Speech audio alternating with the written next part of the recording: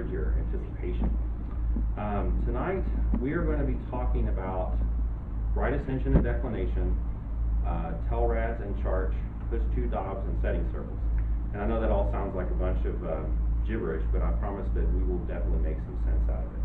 So as soon as I figure out the button to start the, there we go, start the slideshow. What I want to try to do tonight is give everybody an understanding of how objects appear to move in the sky. If anybody's ever used a conventional telescope that moves in altitude and azimuth, which is just up, down, left, and right, when you're trying to follow an object, you'll notice that you can't just move the telescope in one direction to follow your object. Things seem to travel in arcs. So we're going to talk a little bit about that. I'm sorry, did you have a question? No, I thought that you were asking who used that. So so you use that type of telescope. Okay, yeah, very good, very good. So there's two different types of basic mounts that you'll see on a telescope. One is a alt-azimuth, which is short for altitude, which is up and down, and azimuth, which is left and right. And those are your conventional telescopes. There is also another type of mount called an equatorial mount. And those mounts move in arcs or circles to follow the arcs and circles that objects actually move in the sky. Very few objects are going to travel in a straight line across the sky. So we're going to talk a little bit about how those objects move and how we can locate them and find them in the sky. And hopefully by the end we'll understand. Yes, sir? Would you like a demonstration piece? I'm sorry? Would you like a demonstration piece? Sure. I'll go get my dog. Okay, yeah. Do you have setting circles on your dog? No. Okay. Is it in pieces? It's in two pieces. I'll help you carry it in. Great, yeah. So this, a Dobsonian is an example, most Dobsonians are an example of an alt-az type mount where the mounts move up, down, and left and right. I'm also going to show a program called Stellarium that any of you can download for free and put it on your computer, and I'm going to demonstrate the way by fast forwarding through time, kind of like they do in a planetarium, how these objects move, and I think it'll become very apparent to you. All right, so two of the really odd things that I mentioned earlier is called right ascension and declination. And right ascension and declination are the two coordinates that you can use to find any object in the sky. When you look at a chart and it lists an object's right ascension and declination, like for instance, let's say you wanted to locate the Andromeda galaxy, and you looked at its right ascension and declination coordinates, those coordinates are fixed. They never change. And unlike other types of coordinates, they will always remain constant. Polaris is very close to the true north and to the north celestial pole. So when you look down here at this picture of the Earth, you'll notice that there's a line drawn through the north and south pole, and those lines extend into space to the north celestial pole and the south celestial pole. So when we talk about the north celestial pole, we're just talking about extending those poles out into space. So when you look, you will find that the very end of the Little Dipper, or Ursa Minor, or the Little Bear, is a star called Polaris, and it's very, very, very close to that spot in the sky. When we're talking about right ascension and declination, unlike other things like altitude and azimuth, right ascension is written in hours, minutes, and seconds. And so when we say that something is at so many hours, minutes, and seconds, and from right ascension, that's what we're talking about. You can also think about, things moving in the sky in a complete circle, and it takes 24 hours for them to move in a complete circle. As I mentioned earlier, altitude and azimuth, which is commonly abbreviated just to alt-az, like Eric's telescope over here, where it moves up and down, and left and right. And I know that sounds a little bit basic. Moved in arcs, and instead of up, down, left, and right. And they would be on either a wedge or something else where the motions are very different from this. And that'll become apparent here in just a second. Okay, so right ascension and declination, some silly jargon. The North Celestial Pole, or NCP, and the South Celestial Pole, or SCP, these are just the north and south poles extended into space, like I was talking about a moment ago. Now, the celestial equator is the Earth's equator, but at a much greater radius. If the Earth's equator was a rubber band, you could think of it as being elastic, then the celestial equator is the same rubber band just stretched away from the Earth. So if you can imagine a plane slicing through the Earth's equator and just extending into space. the horizon is something that obviously changes depending on your position on the Earth. So the stars that we will see here in North America may be very different from the stars that someone would see in Australia. I can't see from Dallas, Texas, I can't see the South Celestial Pole because the Earth is blocking my view. Conversely, they can't see the North Star, they can't see Polaris from down there because their horizon is different. So the horizon is very critical for what objects that you can see, and the time of night and the time of year that you're trying to observe objects. Zenith is going to be the point directly overhead, the point on the celestial sphere directly overhead. So when we say that an object is a zenith, you can think of it as being, exactly 90 degrees above from the horizon. The meridian is the line that extends from the north point on the horizon upwards through the zenith and then downward to the south point to the horizon. So what that means is if you were to face directly north and you were to draw a line straight up through the sky all the way directly to south, it's going to bisect the sky in half. And that line is called the meridian.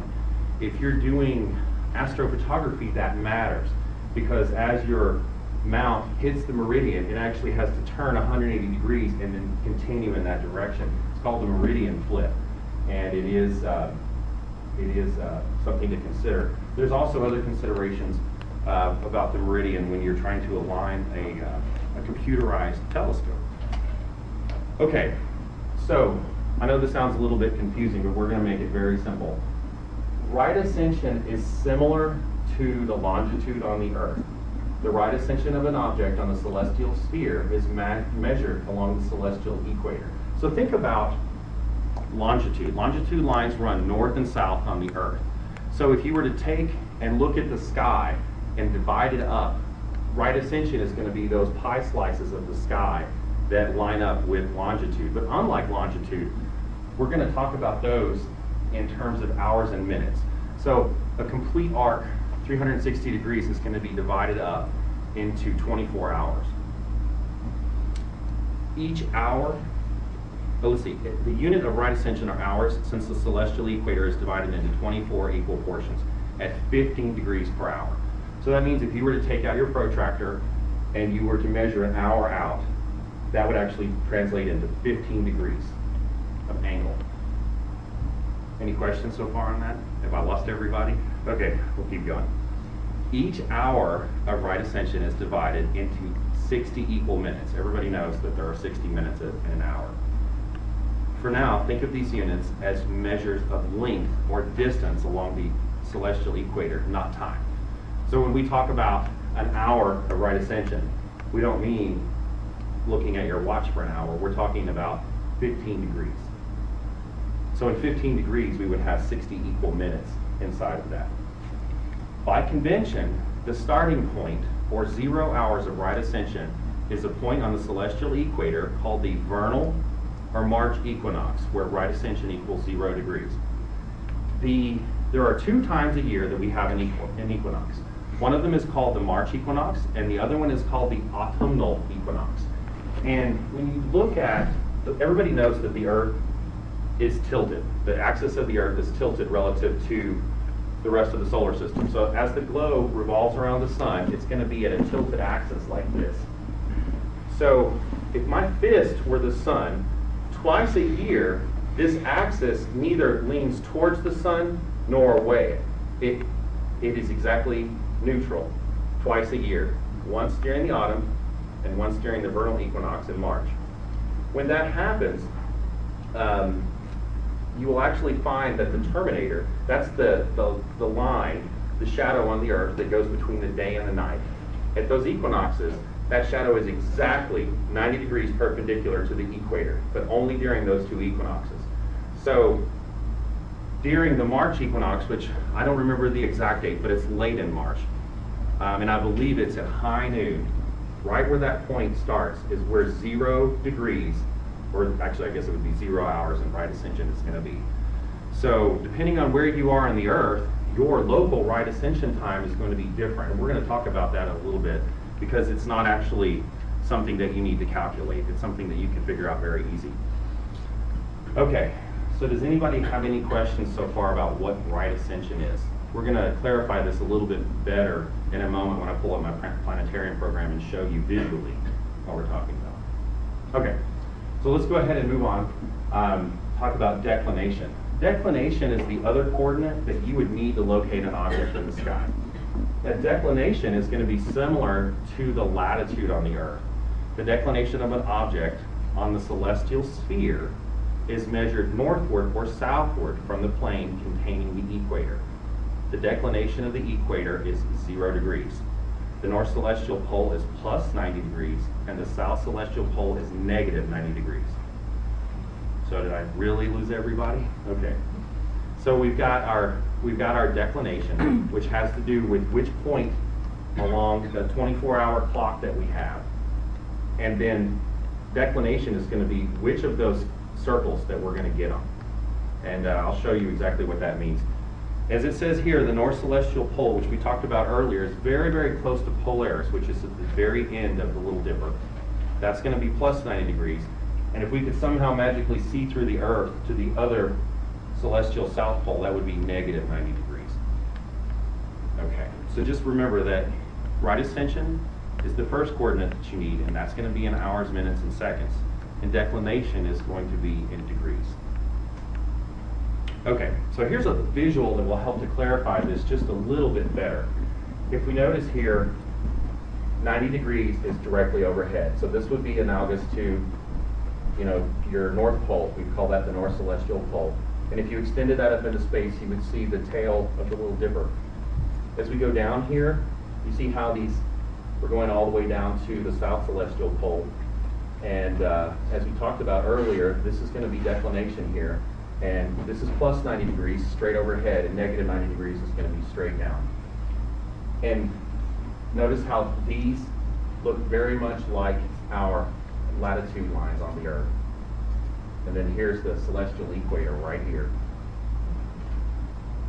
Now if we look at our right ascension time, you notice how we have 1 hour, 2 hour, 3 hour, 4 hour, wraps all the way around, comes around 23 hours, and then it resets at 0 hours. So notice that these lines are analogous to our longitude lines. It's almost like longitude that just extends straight out into space. This also right here shows you the vernal equinox, right at 0 hours. And this would be when, again, when the Earth is going to be tilted, and it's going to be a neutral tilt. The pole's neither going to be tilted towards or away. That's not really important to remember. And again, we're going to talk a little bit about how you will not have to worry about setting your right ascension time later. This diagram also shows something called the ecliptic. This is going to track or trace the general path of the sun, the moon, and the planets. And notice how they're at an angle to the Earth. And actually, I probably would have drawn this whole thing tilted and drawn the ecliptic straight and the Earth tilted, but we're not going to worry about that tonight. Okay, so does anybody have any questions about this diagram so far? Okay, we'll move on. All right, this is a screenshot of a planetarium program I'm about to show you called Stellarium. In order to locate an object in the sky, you have to know both its right ascension and its declination. We talked about that earlier. This is similar to finding a city on the Earth using latitude and longitude. For example, the location of Bloomington is 39.20 north latitude and 86.50 west latitude. So now we're going to go ahead and switch programs to Stellarium, and I'm going to try to make this a little bit less confusing to you. I think when you see it visually, it's going to make a lot more sense. This is a really neat program. I'd make a note of this and go home and download it because it is really neat.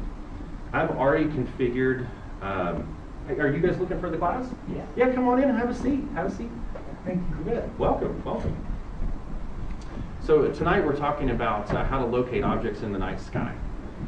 And we're talking about right ascension, declination, and also altitude and azimuth coordinates. So the first thing I'm going to show you is we're going to go ahead and move this over to where we're looking north. I think this will probably help you to understand best how to see the night sky. Can everybody see this okay? Okay. All right, so we're going to draw the constellation lines in here. And if you can follow my cursor, you see that I'm pointing to Polaris right there. This is Ursa Minor, or the Little Dipper. And that is the end of the of the asterism right there. If we go ahead and draw our equatorial grid, you're going to notice something that's really neat here. This point right here is the celestial North Pole. And if you were to measure that up from the ground, I think here in Dallas it's somewhere around 32.5 degrees. 32.5 to 33 degrees in North Texas, yes. I think in Carrollton I'm at 32.9. So anyways, what I'm going to do is I'm going to run this guy and fast forward, and you're going to see that the whole sky rotates around that one point. That's not the only thing you're going to notice either. So we're going really fast here. And notice how the entire sky just continues to pivot around that one point. And it's always going to do that. So what that means is that as long as you have a clear view of the horizon, you will always be able to see Ursa Minor in Dallas year-round. All right, now the sun is rising. Let me add something to that, Yes, sir.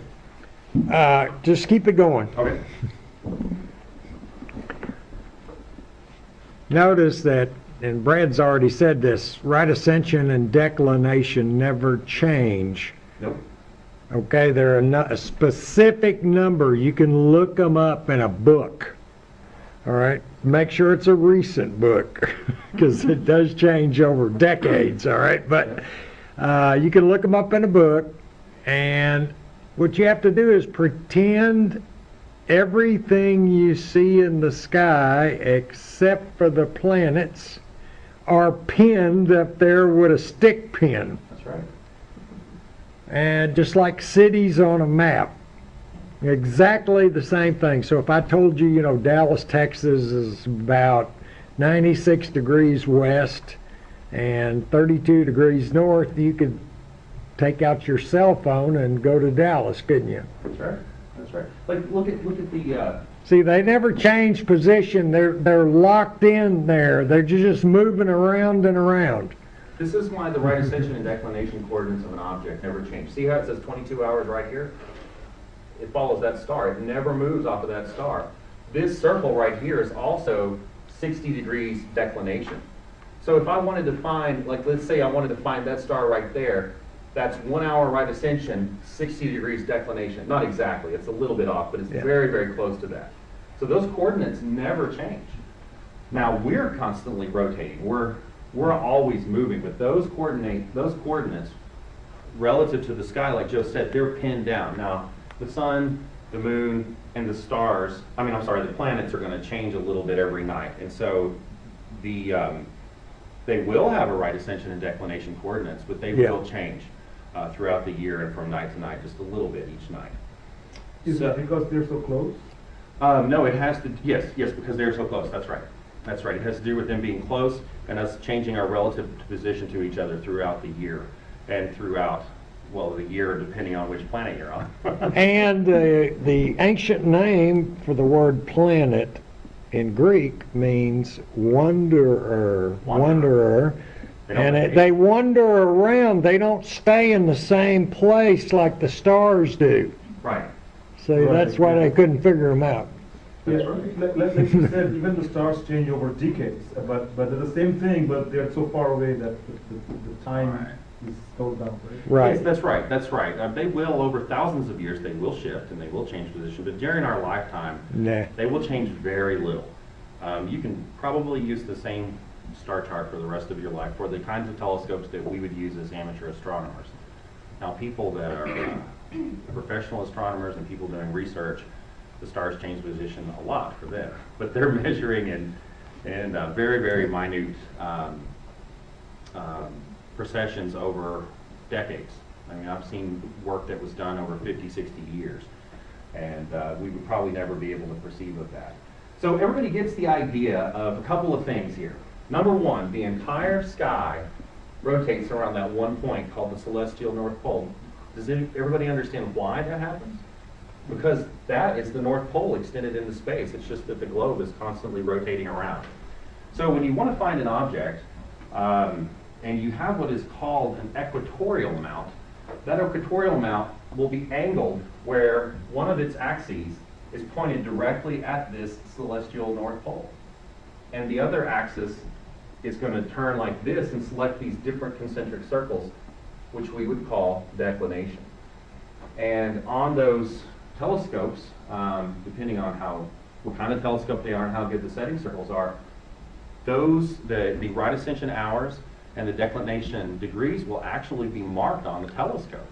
And you can, rather than try to figure out and calculate your local right ascension time, what I would do is I would locate a bright star in the sky, and let's say, okay, Capella.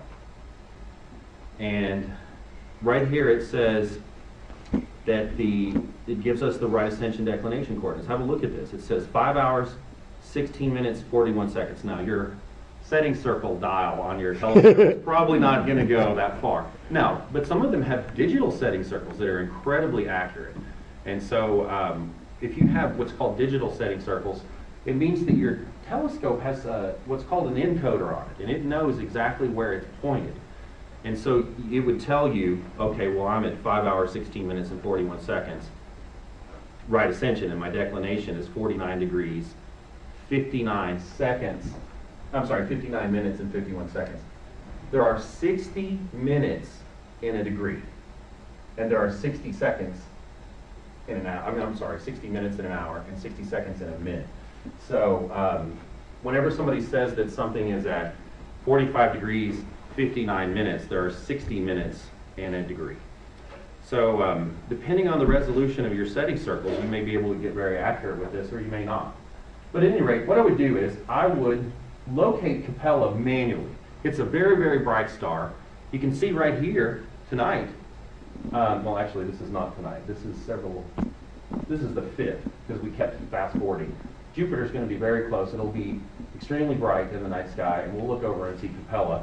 Dial in Capella visually, manually with your telescope. Once it's centered in the eyepiece, you'll rotate the right ascension dial on your telescope to be 5 hours and 16 minutes, if it's got that degree of resolution on it. And once you've got that dialed in, I'm talking fully manually. There's no computer involved here. Remember, the right ascension and declination coordinates of an object never change. Or, I'm sorry, of an object like stars and things that are not planets, not the moon, and not the sun. Once you get that, then you could say, okay, well, I would like to find the coordinates of, let's see, what might be up right now, M34, let's say. And if I were to go to look at a star chart, paper star chart, and say, what are the right ascension and declination coordinates of M34, it would tell me that they were 2 hours and 42 minutes, right ascension, 42 degrees, 47 minutes, declination. I would look at the dials on my telescope, and I would move my telescope to those readings on the dials, and your telescope is going to be pointed either at that object or very close to it. So that's the way that you would use right ascension and declination setting circles on a telescope to locate an object. So does everybody understand why a given object's right ascension and declination coordinates, excluding the planets, why their coordinates never change? For the same reason that the coordinates of Dallas, Texas will never change, not in our lifetime anyways. Okay, now we're going to move along to something a little bit different I'd like to show you. And this is going to be altitude and azimuth. Now you'll notice that this altitude and azimuth grid looks quite a bit different than the equatorial grid. The equatorial grid, everything converges right there at the celestial North Pole. That is not the case with the altitude and azimuth grid. Altitude and azimuth is strictly degrees. Altitude is how many degrees above the horizon. That's going to be 45 degrees, and that's going to be 90 at zenith right overhead. So it's quite a bit different the way that these work. And I also wanted you to see how this actually plays out when we fast forward through the time here. So notice that the sky is moving, but the coordinates are not. So what does that tell you? It's fixed relative to your position. It is fixed relative to your position, but what it also means is that from one moment to the next, the altitude and azimuth coordinates of a celestial object is constantly changing. So a lot of telescopes will have setting circles on them. It will tell you how many degrees in azimuth, north, south, east, or west I'm pointed. If it says 90 degrees, that means I'm pointed dead east. And if it says 45 degrees up, then I'm pointed 45 degrees above the horizon. But if that's changing from moment to moment, how do I know where a given object is going to be using altitude and azimuth coordinates? Based on time? I'm sorry? Based on time? Yes, it'd be based on time. You'd have to have a computer. You're going to have something that's going to calculate those coordinates for you. So you're going to need a laptop. You're going to need, you might have to have a program that's going to tell you the altitude and azimuth coordinates in the future so that you would know at exactly 7:53 p.m. tonight, Jupiter is going to be at so many degrees azimuth and so many degrees altitude. And that's going to change every moment of the night. So altitude and azimuth coordinates are in some ways less convenient because they're constantly changing and you don't know just intuitively where they're going to be. It changes radically depending on your position on the Earth. Time of day, time of night, that sort of thing. So again, as we cycle through this, if you'll notice, before, the equatorial grid moved with the sky. The alt-azimuth grid does not move with the sky, and the coordinates of a given object is constantly, the altitude and azimuth is constantly changing. So if you got a device, let's say you have a cell phone or a palm-top computer or something else that can give you the moment-by-moment coordinates, it'll work. I mean, you can then use that to locate the object with using the setting circles of your alt-az mount. The advantage of this is that you don't have to do an alignment like you would with an equatorial mount. With an equatorial mount, you have to make sure that that is pointed directly at the north celestial pole. And if you'll notice, there is actually no star exactly at the north celestial pole. Polaris is very close, and probably for visual observation, Polaris is fine. But what if you set up during the day and you can't see the celestial North Pole? What if you can't see Polaris? Well, now you got to guess. And so for that reason, equatorial mounts are sometimes harder to set up, and that's why a lot of times you'll hear people recommend that a new amateur astronomer not use an equatorial mount because of the complexity in setting it up. But if you do have an equatorial mount or an equatorial wedge or something like that, it makes it very, very convenient to use for locating objects. Okay. So does anybody have any questions so far? Have I confused everybody to death? Yes. Yeah, so thanks for asking. This Dobsonian telescope? Uh-huh. So we are, me and my wife, we are beginners. Yeah. And we got a Dobsonian telescope and like we bought a new one. Oh, good. The thing is, you mentioned setting circle. And it is, and this one like obviously moves on the altitude and the azimuth That's right. way, right? Not the equatorial way. That's right. But can I buy a setting circle separately? I mean, it doesn't come with it. Absolutely. In fact, that's a perfect segue. We're just about to talk to that in the next slide. So let me get through this slide. When we get to the next slide after that, we'll talk exactly about those. And in fact, if you have everybody pretty much has a smartphone now. So if you like to carry a smartphone around with you, we can rig your Dobsonian up with some very basic setting circles. And we're going to talk about a little device here that I picked up at the hardware store that will make your telescope and your cell phone basically a computerized push tube. It's very nice. I've used them before and they're really fun to have. So let me go ahead and get through this slide and kind of reiterate some of these points that we just talked about. And then we'll talk about those setting circles for your Dob. And they're very useful to have. All right, so practical uses for right ascension and declination and alt-az setting circles. They can be used with accurate setting circles to find objects in the sky. We're talking about right ascension and declination or altitude and azimuth. However, most telescopes do not have very accurate setting circles. I have 2 equatorial mounts at home, and they have right ascension and declination manual setting circles on them. I don't know that I could find anything on them. They're so tiny and the resolution is so small. Does everybody know what I mean by resolution of a dial? If you were to look at, I'll tell you what resolution is. If you were to look at a yardstick that only had the inches marked on it, that would be very low resolution. If it had the half inches, that would be a little bit higher resolution. But if it went down to a 32nd or a 64th of an inch, that would be extremely high resolution of a measuring device.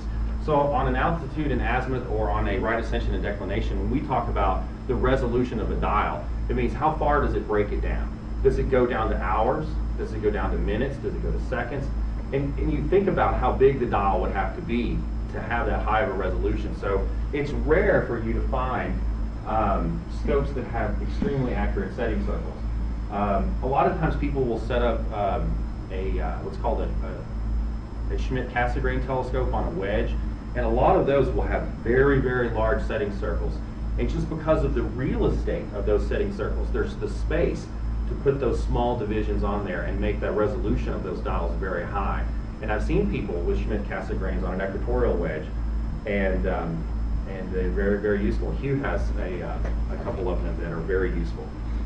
Okay, so if you have a planetarium program like what we just used, they're very, very handy for locating the right ascension and declination, or especially the alt-az of an object. Does everybody remember why we probably will need a computer program to tell us the alt-az coordinates?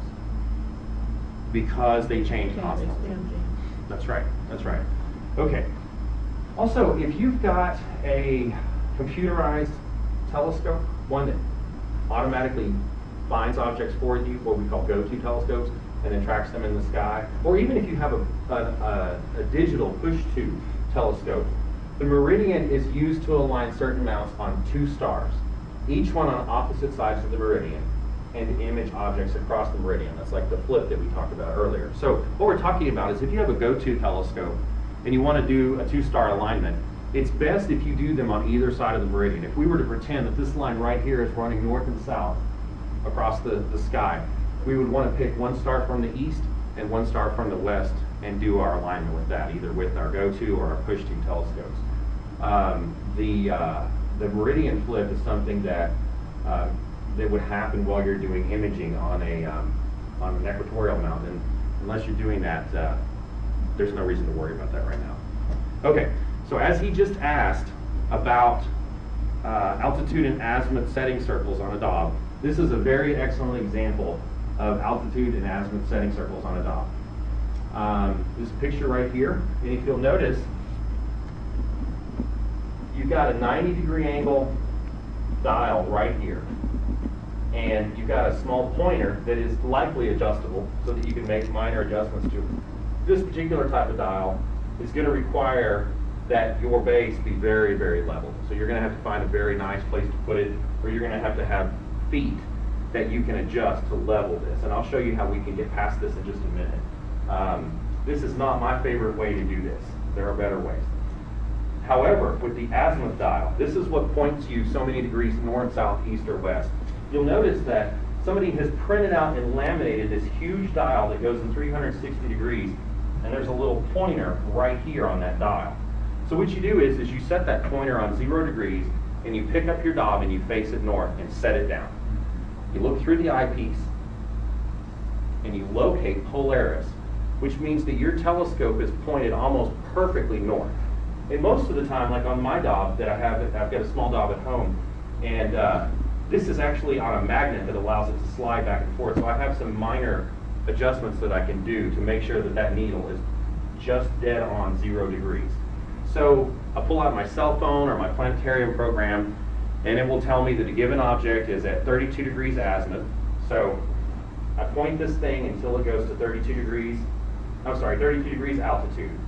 And then it says, okay, 52 degrees azimuth. And I'll rotate the telescope left and right until my little needle down here is pointing at 52 degrees. And if I have a wide-angled eyepiece with low power magnification, then I'm probably going to be able to see the object in my eyepiece, assuming it's not, little bitty faint object. And so what you have here is what we would call a poor man's push-to. And that does not mean that you're poor. It just means that you've set up a very convenient way to find things. Now, what I believe we have on the next slide here, here's a really good example of somebody who has made a really customized, beautiful azimuth setting circle. What they've done is they've cut this area out of the top part that rotates, and they've set their setting circles on the base that does not rotate, and then they have their pointer here, and it's very likely that this pointer is adjustable a few degrees either way so that you can true it up with where it actually is. And that's actually a very pretty one. That's very, very nice. The other thing here is an object called an inclinometer. I bought this one at Harbor Freight for 20 or 30 bucks. And what it's designed for is when you're using a saw and you want to put a custom angle on a board that you're cutting or any surface that you're cutting, this will tell you exactly the angle that your blade is at, and it's got some really handy magnets on the bottom of it. Well, as it just so happens, I bet yours is not metal, is it? Yes, it is. Oh, yeah, okay. So this just happens to fit perfectly on your Dob, and it will tell you, and your Dob doesn't even need to be that perfectly level, because it doesn't matter. Even if it's off a little bit, this is still going to tell you how many degrees above the horizon your telescope is pointed. So right here, I have my altitude, digital altitude. In fact, this thing has a resolution of down to 100th of a degree. Now, it's probably not going to be that perfect because the optical axis is not going to be perfectly aligned, or the mirrors are probably not perfectly aligned with the optical tube, but it's going to be darn close. And so when you combine one of these, like that, and I look on my little program on my phone, it tells me, okay, M34 is at 72 degrees altitude. I move this until that little guy says 72, and I say, okay, that's great. And then it tells me, okay, well, we're going to be at 52 degrees azimuth, so I'm going to rotate until my dial down here says 52 degrees azimuth. And when I come over and I look at my eyepiece, I might have to move it around just a tiny little bit. Oh, there's M34, okay. And you're done. And so it's very convenient, and you didn't spend hundreds of dollars more on your telescope, and it's very, very nice to have. But they also make manual inclinometers. They have it's almost like a plumb line that just hangs down, and then there will be an angle, it tells you the degrees, almost like a protractor, and as you move it up and down, that plumb line will change. But the resolution's not nearly as high as one of these, and so these are extremely nice to have, and if you can find one. I don't find these in very many places. In fact, the only place I've ever seen them for sale has been either online or at Harbor Freight. They don't seem to sell them at Lowe's and places like that. Yes, sir? I'm sorry, what was the name again of this thing? It's called an inclinometer or a digital angle gauge.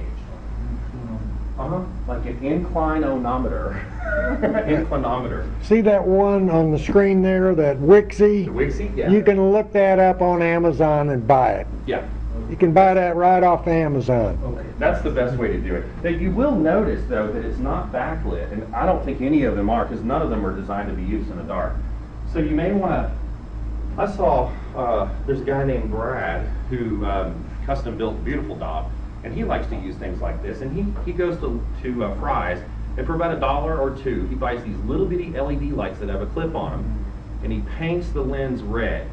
And the light is always, a little red light is always shining on that thing. And it's actually cheaper to buy those. If the batteries run out, throw them away and buy new ones, because the batteries cost more than the lights do. But it's a really, really fun way. I rigged up this exact setup on my 8-inch Dobsonian, and the very first time I tried to locate M13, which is a giant globular cluster in Hercules, it was right at the edge of the eyepiece when I pointed at it. So it was very, very, very close. What I did was, to make it more accurate, is I pointed it directly at M13. Again, I looked on my phone at the program I was using telling me where M13 was. I adjusted my azimuth setting circle just a little to be pointed right at it. And you can also put little shims under this and slightly move this thing up and down. Or you could say, well, I know it's half a degree off. And so you always just know that I need to point either half a degree high or half a degree low. But it really helps, especially when you're starting out. I don't really use these anymore, though, because now I do something called star hopping, where I manually find objects, and it's a little bit more challenging. But this is a wonderful way to start without a huge investment. Fully manual Dobs are really, really wonderful instruments. You can get very nice, bright, clear views through them, and you don't have to spend a ton of money, and they don't require any batteries or power. So they're a wonderful thing to have. Okay, does anybody have any? Yes? The azimuth circle? Uh-huh. is there any such other advice that you have to have that one installed, or do we need to do it ourselves? I mean, we could- Let me give you one if you want to buy it. Okay, it's kind of pricey. Yeah. There's only one manufacturer I know that has a manual setting circle that you can buy and install on any dock, and that is Apertura. Apertura. Apertura. Apertura telescopes. If you'll go to his site and look around a little bit, he sells it appears to be metal. And basically the Dobbs sets on it. All right, it's like $120. The Dobbs sets on it, and that's your azimuth. And then he sells this very thing to go along with it. Yeah. Yeah, but you can buy that I mean, off if I just Amazon. pointed to dead north, I could myself draw it. I mean, Yeah, well, yes. If back up one slide there, or two slides. Where do we talk about? Yeah. Yeah, right there. CloudyNights.com. That's actually where I downloaded mine from. I downloaded the setting circle, went to FedEx Kinko's, printed it off, had it laminated, and all I had to do was take the rocker panel off of the base, set my setting circle down, and then reattach the base. Obviously, I had to poke holes through the laminated paper, but it was very easy to do. but once you do that, you still have to align 0 to north. Yes, you do. Yes, you do. So what you would do is you would go ahead and hopefully you've got this little pointer here where you can slide it a little bit left and right. You should go ahead and put it on 0 degrees. And then you say, okay, well, that looks pretty close to north. So I'm going to take my telescope and I'm going to, well, let's see, the first thing I did was I set, let's say it's setting off over here, and I've got it on 0 degrees. Well, now I'm going to have to pick up my telescope without rotating that dial and try to get it as close as I can to 0 degrees. All right, so I'm generally pointed north.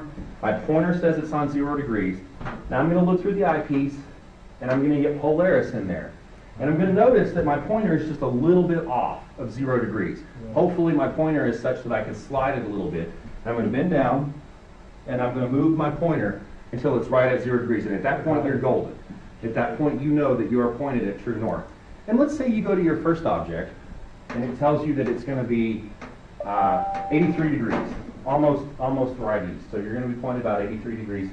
And it's just a little bit off, let's say. Okay, fine. So I locate the object. It says it's at 83 degrees, but I'm really at 85. So I'm going to go ahead and put it in there, and then I'm going to adjust it again. You may find that through the night, it may get bumped or it may be a little bit off, but it's going to be fairly close and at least give you an idea generally where the object is in the sky, and so that you're not completely lost.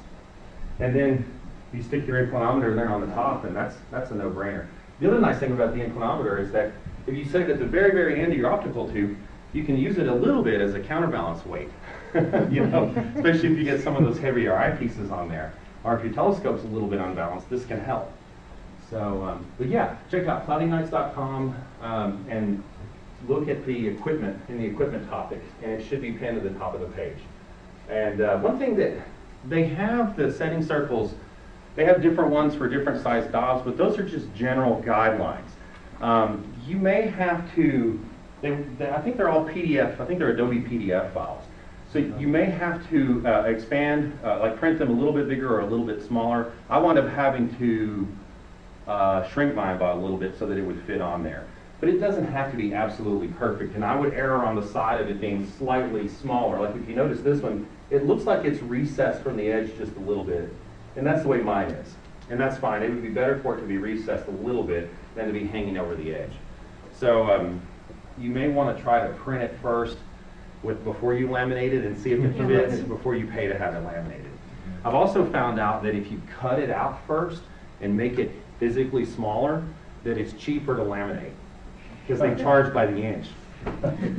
Yeah, that's right. So there's little tricks that you can do. Of course, if you've got a buddy with a laminator, that's the best trick. Okay, so does anybody have any questions about the setting circles, right ascension, declination, altitude, azimuth? Is everybody okay with that? All right, let's see what we've got here. Okay, So now I'm going to talk about one of the most wonderful inventions that's ever come to amateur astronomers other than a telescope. It's something called a Telrad finder. Once I got one of these, I never ever wanted to use anything else. There's nothing wrong with other finders. Eric has a finder here on his dock that is it's a small refractor telescope that has crosshairs in it like you would find in a rifle scope. So if you wanted to point your telescope, let's say at Jupiter, you would look through the finder and you would put Jupiter on the crosshairs.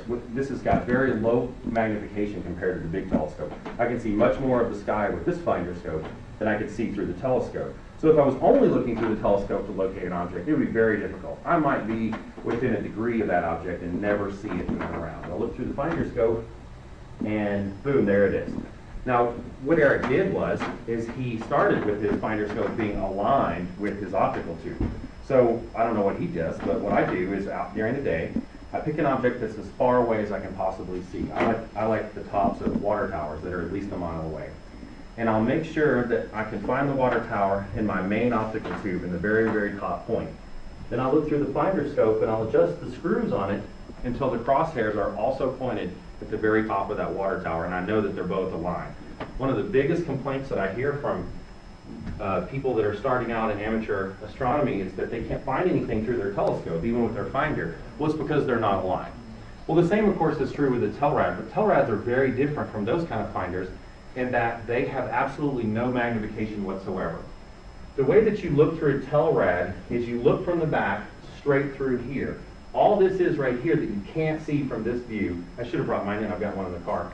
When we do our outdoor session here in a few minutes, I'll show you my Telrad finder. Everybody make sure that you come and look at my Telrad because it's, I think they're about $30 right now, and just buy one. It's the best thing.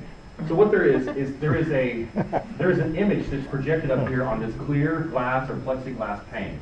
And when you look through it, this is what you're going to see. You're going to see a bunch of red concentric circles. And those are not just randomly chosen sizes. These are very, very specific sizes. The outer ring is 4 degrees.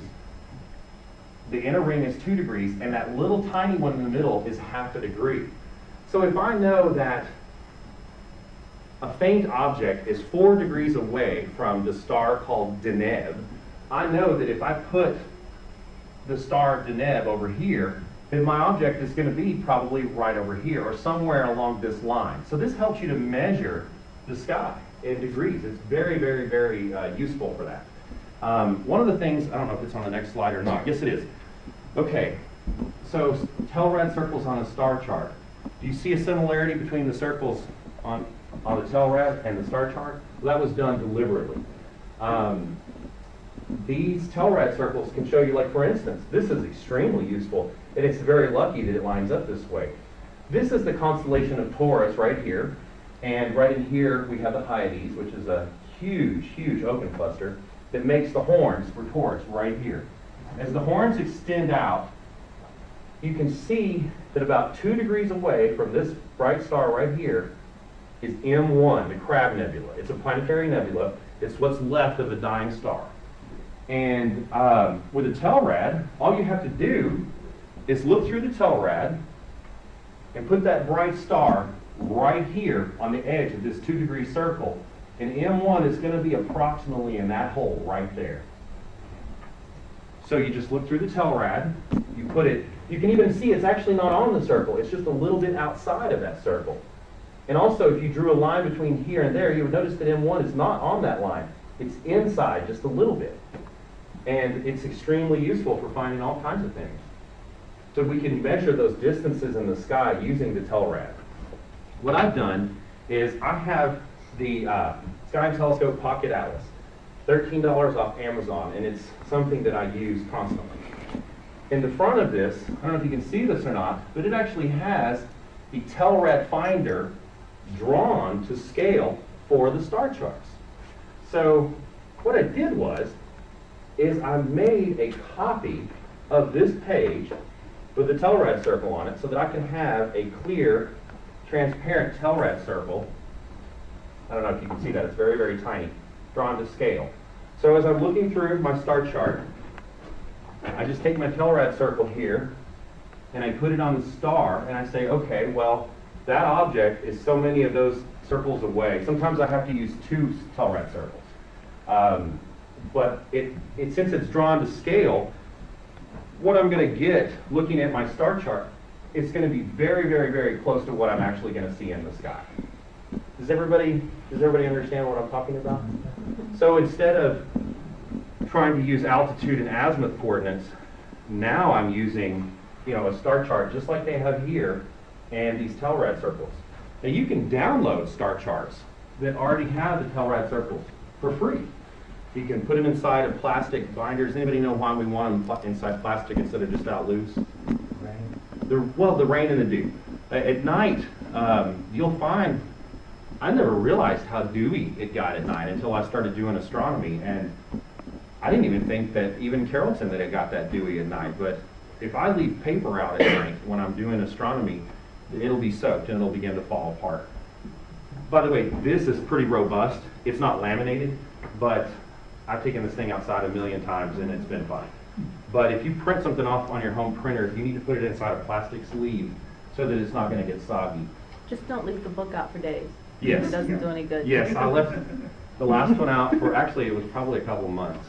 And when I Really? came Oh, back, wow. well maybe it was a month, I don't know, it was a while. It was a while. It got rained on multiple times and it eventually will die on you. So now you can also photocopy these pages, put them inside of plastic sleeves and leave this one inside in pristine condition. And it's really neat. The other thing that's cool about this first page in this chart right here is that it also lists a measuring tape for angular distance, and it also has the star magnitudes drawn, where the brightest magnitude is a huge circle, the medium magnitudes are smaller circle, and the little magnitudes are very, very, very faint. So as I look through the star chart, I can look at a certain star like Castor or Pollux, and I can slide it up and down and say, okay, well that's somewhere between a mag 1 or mag 2. So I know when I look up into the sky, that's going to be extremely bright. Magnitudes are counterintuitive. The higher the number, the dimmer it gets. So a mag 10 star is going to be very dim compared to a mag 1 star. So if I'm looking in my star chart here, even though it may show me this tiny little star here, I look and say, oh, wow, well, that's a mag 6 star. I'm in light pollution and the moon's out. There's no way you're going to see that star. So it kind of gives you an idea of whether or not you might be able to see the star given your seeing conditions for the given night. So does what stars you are going to see, does it depend on your telescope also? Whether it's an 8-inch or a 6-inch? Yes, yes. Typically, everything else held equal, the bigger aperture the telescope that you have, the fainter the objects that you are going to see. That's not always true, but I would say most of the time that is true. So if you have a 6-inch Dobsonian and you had, let's say, a 10-inch Dobsonian or a 12-inch Dobsonian, you're going to be able to probably see fainter stars with the 12-inch Dobsonian, especially if you were both at the same magnification.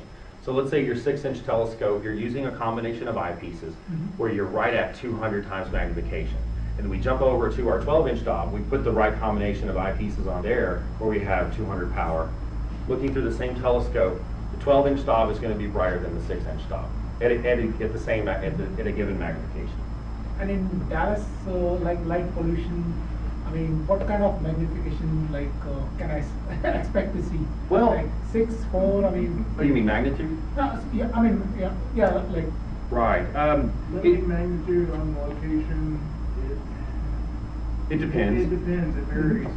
There are several resources that you can do online that will help you to determine your local seeing conditions. They're going to vary from night to night. It's going to depend on cloud cover. It's going to depend on light pollution. It's going to depend on turbulence in the upper atmosphere. It's going to depend on whether the moon is out or not. There's nights where I have gone outside and looked up and it looked to be like a gorgeous night. But when I look through the eyepiece at certain objects, they're just waving because of turbulence in the upper atmosphere. We call that seeing. So go and Google clear sky chart and you will find one relatively close to you that will show you a forecast of what your seeing conditions are going to be for that evening. The other thing that you can do is Google light pollution maps and try to determine the level of light pollution that you have in your area. A lot of folks, especially in the urban and suburban areas, have done a lot of work to catalog the levels of light pollution, and I think it's done very well. And it will give you different zones and tell you what your limiting magnitude will be. So let's say that your limiting magnitude, remember magnitude works backwards than you would think. A magnitude 10 object is much dimmer than a magnitude 1 object. So let's say that your limiting magnitude is 8. So you can't see anything fainter than a magnitude 8. And you want to look at a galaxy or an object that says that it's a magnitude 10, well, you're probably not going to be able to see it. Now, one of the things I brought with me tonight that's in the car, and then we'll pull it out, is a light pollution filter. Light pollution filters do not perform magic, but they do help a lot within certain boundaries, and you also have to gauge your expectations. All filters, every filter that you're going to buy, is going to reduce the amount of available light that comes through your telescope, and there's no way around that. All filters are going to reduce it. It's kind of like a lot of things. You have to balance out the benefits with the consequences and see, does it work? I have found that for Carrollton, Texas, my Celestron light pollution filter works magic. What it does is it makes the sky very dark, the background is very dark, and the foreground object that I'm looking at tends to enhance the contrast quite a bit. So you can play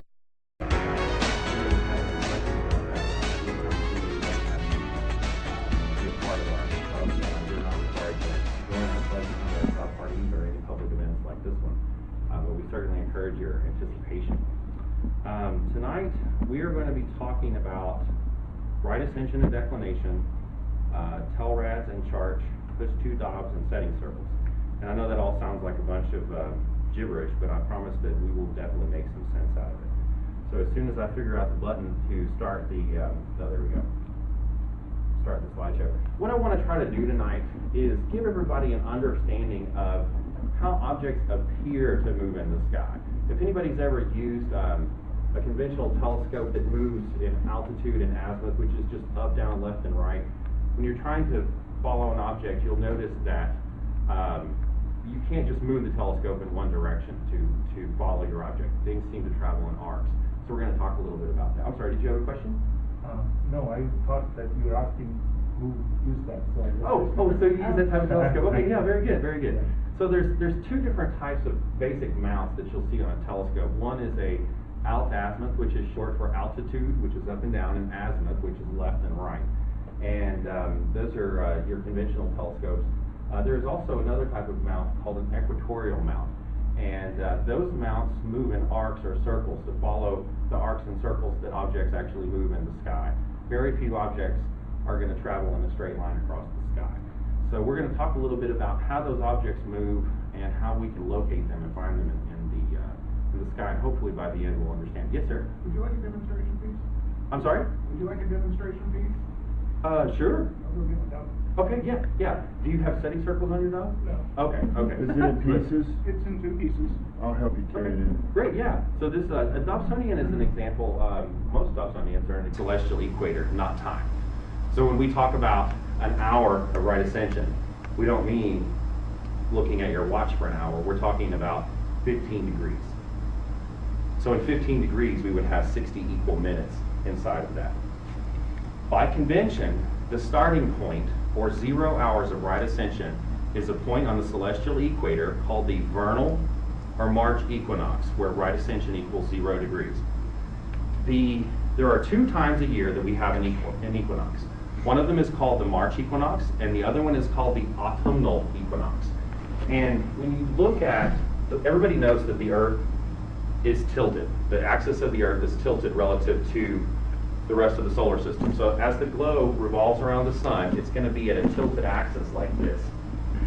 So if my fist were the sun, twice a year, this axis neither leans towards the sun nor away. It is exactly neutral twice a year, once during the autumn and once during the vernal equinox in March. When that happens, you will actually find that the terminator, that's the line, the shadow on the Earth that goes between the day and the night. At those equinoxes, that shadow is exactly 90 degrees perpendicular to the equator, but only during those 2 equinoxes. So during the March equinox, which I don't remember the exact date, but it's late in March, and I believe it's at high noon, right where that point starts is where 0 degrees or actually I guess it would be 0 hours, and right ascension is going to be. So depending on where you are on the Earth, your local right ascension time is going to be different. And we're going to talk about that a little bit, because it's not actually something that you need to calculate. It's something that you can figure out very easy. Okay, so does anybody have any questions so far about what right ascension is? Yeah. And then downward to the south point to the horizon. So what that means is if you were to face directly north and you were to draw a line straight up through the sky all the way directly to south, it's going to bisect the sky in half. And that line is called the meridian. If you're doing astrophotography, that matters, because as your mount hits the meridian, it actually has to turn 180 degrees and then continue in that direction. It's called the meridian flip, and it is something to consider. There's also other considerations about the meridian when you're trying to align a computerized telescope. Okay, so I know this sounds a little bit confusing, but we're going to make it very simple. Right ascension is similar to the longitude on the Earth. The right ascension of an object on the celestial sphere is measured along the celestial equator. So think about longitude. Longitude lines run north and south on the Earth. So if you were to take and look at the sky and divide it up, right ascension is going to be those pie slices of the sky that line up with longitude. But unlike longitude, we're going to talk about those in terms of hours and minutes. So a complete arc, 360 degrees, is going to be divided up into 24 hours. Each hour, let's see, the unit of right ascension are hours, since the celestial equator is divided into 24 equal portions at 15 degrees per hour. So that means if you were to take out your protractor and you were to measure an hour out, that would actually translate into 15 degrees of angle. Any questions so far on that? Have I lost everybody? Okay, we'll keep going. Each hour of right ascension is divided into 60 equal minutes. Everybody knows that there are 60 minutes in an hour. For now, think of these units as measures of length or distance along the altitude and azimuth, which is commonly abbreviated just to alt-az, like Eric's telescope over here, where it moves up and down and left and right. And I know that sounds a little bit basic, moved in arcs, and instead of up, down, left, and right. And they would be on either a wedge or something else where the motions are very different from this. And that'll become apparent here in just a second. Okay, so right ascension and declination, some silly jargon. The North Celestial Pole, or NCP, and the South Celestial Pole, or SCP, these are just the north and south poles extended into space, like I was talking about a moment ago. Now, the celestial equator is the Earth's equator, but at a much greater radius. If the Earth's equator was a rubber band, you could think of it as being elastic, then the celestial equator is the same rubber band, just stretched away from the Earth. So if you can imagine a plane slicing through the Earth's equator and just extending into space. The horizon is something that obviously changes depending on your position on the Earth. So the stars that we will see here in North America may be very different from the stars that someone would see in Australia. I can't see from Dallas, Texas, I can't see the South Celestial Pole because the Earth is blocking my view. Conversely, they can't see the North Star, they can't see Polaris from down there because their horizon is different. So the horizon is very critical for what objects that you can see, and the time of night and the time of year that you're trying to observe objects. Zenith is going to be the point directly overhead, the point on the celestial sphere directly overhead. So when we say that an object is a zenith, you can think of it as being, exactly 90 degrees above from the horizon. The meridian is the line that extends from the north point on the horizon upwards through the zenith. Example of an alt-az type mount where the mounts move up, down, and left and right. I'm also going to show a program called Stellarium that any of you can download for free and put it on your computer, and I'm going to demonstrate the way by fast forwarding through time, kind of like they do in a planetarium, how these objects move, and I think it'll become very apparent to you. All right, so two of the really odd things that I mentioned earlier is called right ascension and declination. And right ascension and declination are the two coordinates that you can use to find any object in the sky.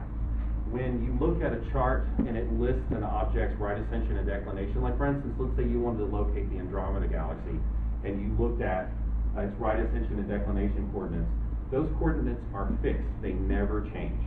And unlike other types of coordinates, they will always remain constant. Polaris is very close to the true north and to the north celestial pole.